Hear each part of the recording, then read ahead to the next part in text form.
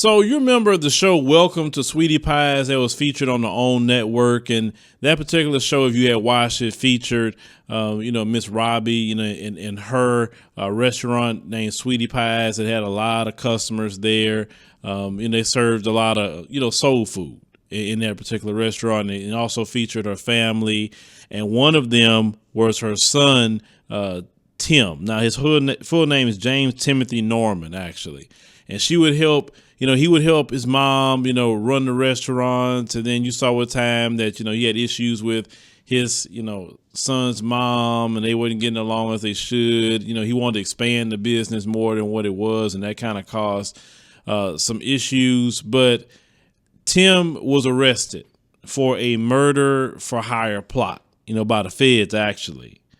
So Tim, what he ended up doing, he was arrested a few days ago and accused in federal court of orchestrating the shooting death of his 21-year-old nephew. Okay. So he caused the death of his own family member. Now that is the most criminal, dusty thing that you can do. Okay. Now the particular family member, his name was Andre, and actually Andre was on the show because I actually saw a clip of him. He was a young brother named Andre on the show. His name Andre Montgomery Jr., the nephew who also appeared on the show with Miss Robbie grandson that time. They had this one clip where Tim was just going off on both of them, putting hands on them. And you remember little Charles, Charles wasn't, Charles is kind of, he was, I'm not trying to be mean. I'm about to say Charles was just a little soft. I'm going to use that word. And, Charles wasn't getting down like that or whatever, but Miss Robbie really liked Charles a lot, whatever. So this one clip that Tim had put hands on the both of them, told Miss Robbie about it. She got pissed off, and that's the episode that she went to fire his behind, right? So federal authorities have said that Tim hired Tarika Ellis, a former St. Louis County resident who was working in Memphis as a stripper, to help in the March 2016 killing near Fairground Park. So federal prosecutors said that,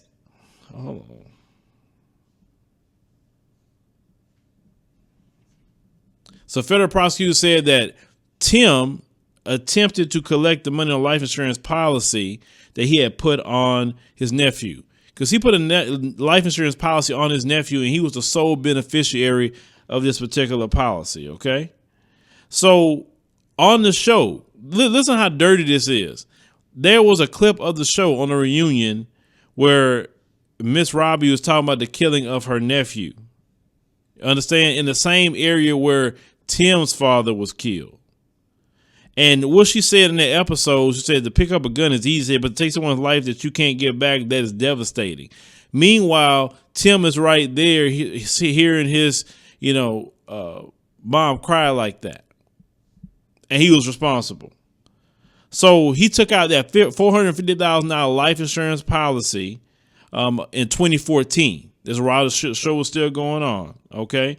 He also made false statements about his nephew's income and family history in the policy documents, according to prosecutors.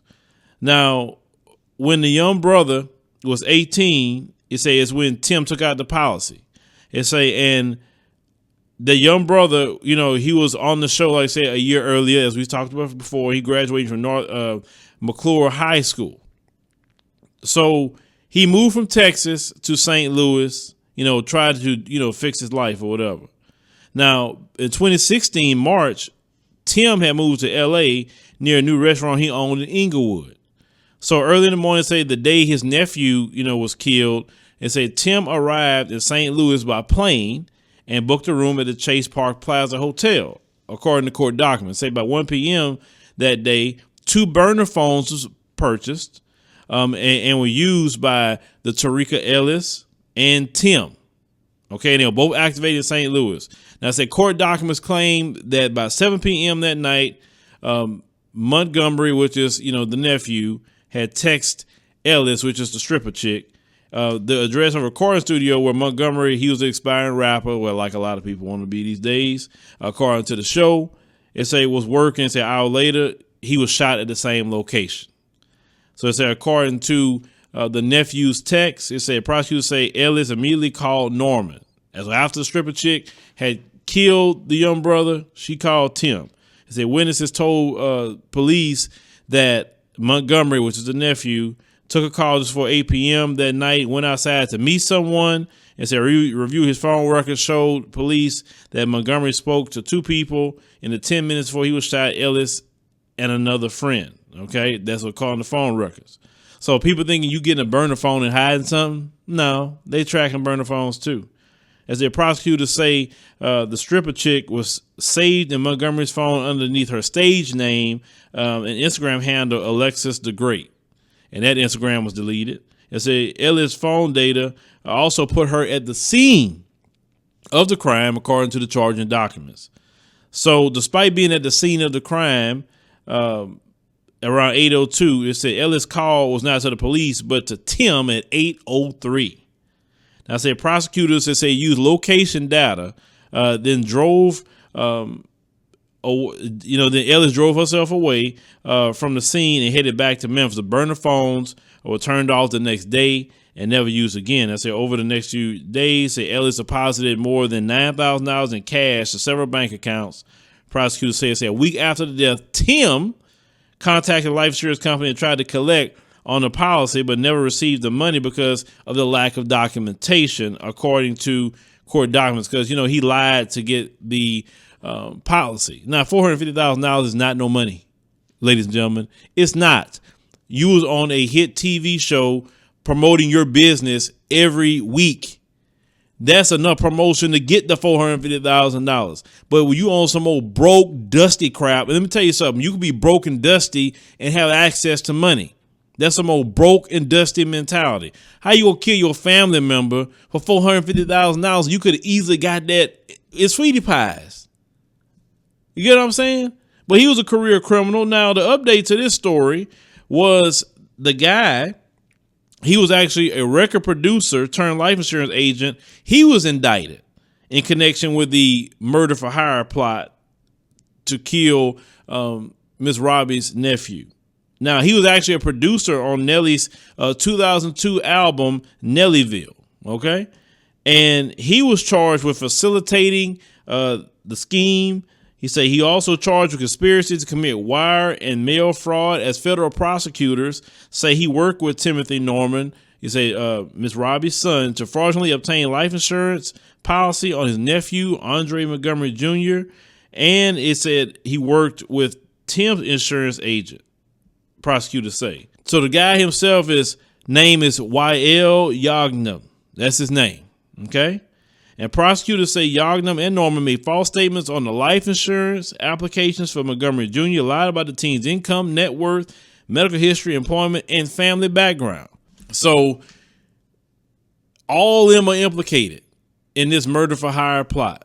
See, what's done in the dark will come to the light. And that's good that happened. That is very, very good that happened. But that is sad. Could you imagine how Miss Robbie is feeling right now? That your son had your nephew killed for insurance money. $450,000. It don't matter. It was $45 million. You don't be killing nobody. Go work hard. Go work. Go get it. Like I say, you couldn't have me on a network TV, especially with a brick and mortar business.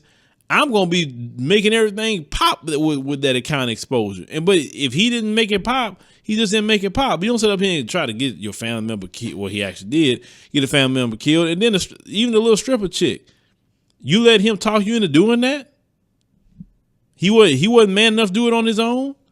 So, he got Fed charges on him. So he definitely going down the road for sure. And he deserved to be in jail every year he could be convicted.